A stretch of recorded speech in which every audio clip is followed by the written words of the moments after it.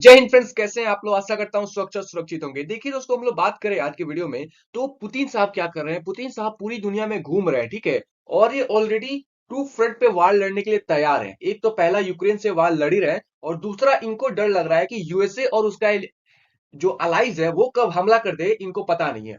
तो इसीलिए अपने सेफ जोन से बाहर निकल रहे हैं और कभी चाइना के पास जा रहे हैं, कभी नॉर्थ कोरिया के पास जा रहे हैं, तो कभी वियतनाम के पास जा रहे हैं, तो कभी ईरान के पास जा रहे हैं।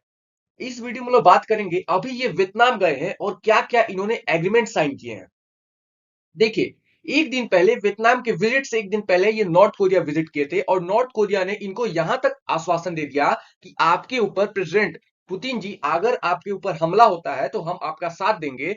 और इसके बदले में इन्होंने क्या किया, इन्होंने इसके न्यूक्लियर प्रोग्राम को एक्सपेंड करने में, मॉडर्नाइज करने में सहायता देने का आश्वासन दिया। ये तो हो गया नॉर्थ कोरिया का। अब देखिए, ये विजिट किए कहा, वियतनाम। वियतनाम को समझ लीजिए एक बार है कहा। ये जो आपको हरा कलर में दिख रहा है, ये वियतनाम है। इसके पड़ोसी की बात करें तो कंबोडिया है, थाईलैंड है, म्यांमार से लगता है, और इसका एक पड़ोसी चाइना भी है, ठीक है। और वहां पे थोड़ी दूर पे यहाँ पे एक दोस्त, ये भी इनका दोस्ती है, नॉर्थ कोरिया, ठीक है। तो नॉर्थ कोरिया तो ये विजिट कर चुके हैं, चाइना विजिट कर चुके हैं। अब बारी था किसका, तो वियतनाम का, ठीक है। देखिए ये वियतनाम आए क्यों है पुतिन साहब, ठीक है। और वियतनाम से इनको क्या मिलने वाला है, वियतनाम इनको क्या ऐसा चीज देगा जो और नहीं दे सकते हैं, और देश नहीं दे सकते हैं। पूरी दुनिया में भी हल्ला मचा हुआ है कि वियतनाम पहुंचा है, अभी ये नॉर्थ कोरिया पहुंचा था। देखिए, पहली बात तो ये यूक्रेन और डिफेंस कोऑपरेशन के बारे में बात करेंगे, ठीक है। क्या बात करेंगे, यूक्रेन में जो इन्वेजन रशिया ने किया वो बहुत दर्दनाक था। जाहिर सी बात है, रशिया के पास कोई ऑप्शंस नहीं था।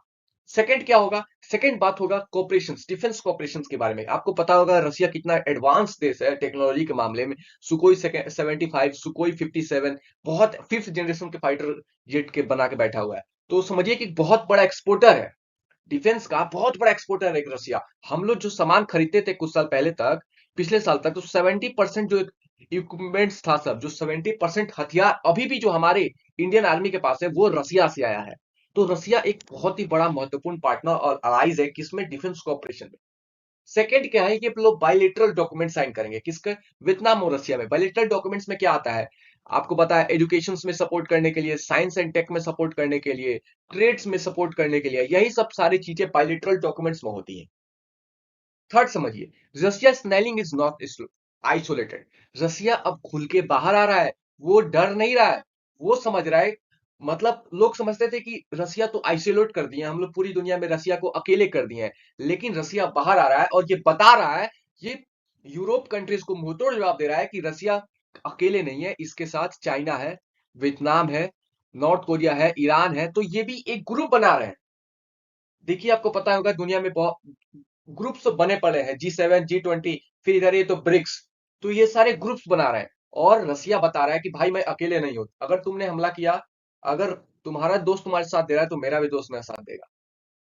थर्ड फोर्थ समझिए, sowing precise Russian plot in Asia. देखिए, ऑलरेडी पुतिन साहब एक मजिशियंस बोला जाता है इनको, एक जादूगर बोला जाता है।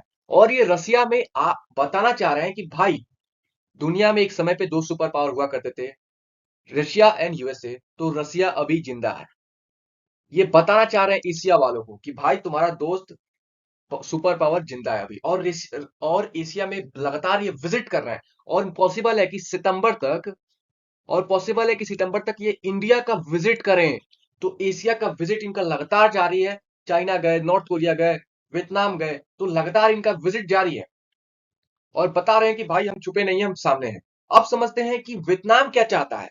देखिए, वियतनाम एक छोटा सा देश है, डेवलप कंट्रीज के माना जाता है ऐसा। तो सॉरी, डेवलपिंग कंट्रीज, डेवलप नहीं, डेवलपिंग कंट्रीज में माना जाता है। अब समझिए, बायलेटरल डिसीजंस या बायलेटरल स्ट्रोक होते हैं, कोई भी एग्रीमेंट्स होता है तो दो तरफा होता है, एक तरफा तो होता नहीं है।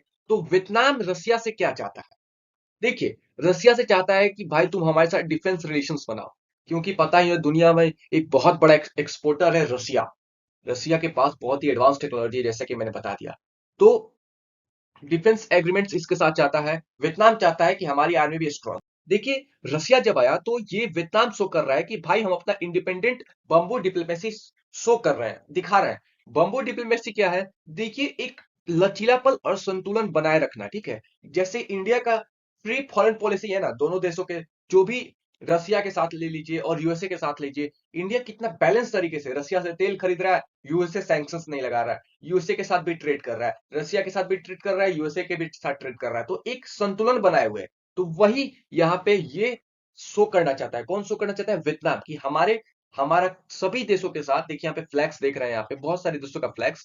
तो ये लोग यहाँ पे बाकायदा पूरी तरीके से एक आयोजन करते हैं समारोह का कि बंबू डिप्लोमेसी हमारा है और हम अपना इंडिपेंडेंट तरीके से सारी देशों का स्वागत करते हैं। तुम मेरे देश में आओ, नहीं आओ, स्वागत है, जो भी है। तो एक तरीका से बोले तो बैलेंस मेंटेन कर रहे हैं पूरी दुनिया में, ठीक है। अब समझते हैं यूएस का रिस्पांस तो आना ही था, क्योंकि जब नॉर्थ कोरिया गए थे तो यूएस रिस्पांस किया था।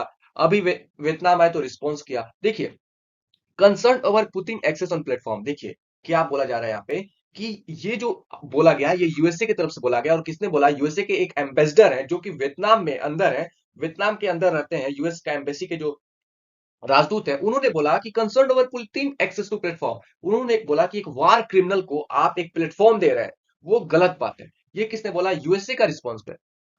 तो आशा करता हूँ कोई वीडियो समझ में आएगा। यही सारी बातें और डिप्लोमेट टॉक्स हुई हैं रशिया एंड वियतनाम के बारे में। आगे जो भी डेवलपमेंट होगा मैं आपको अपडेट करूंगा।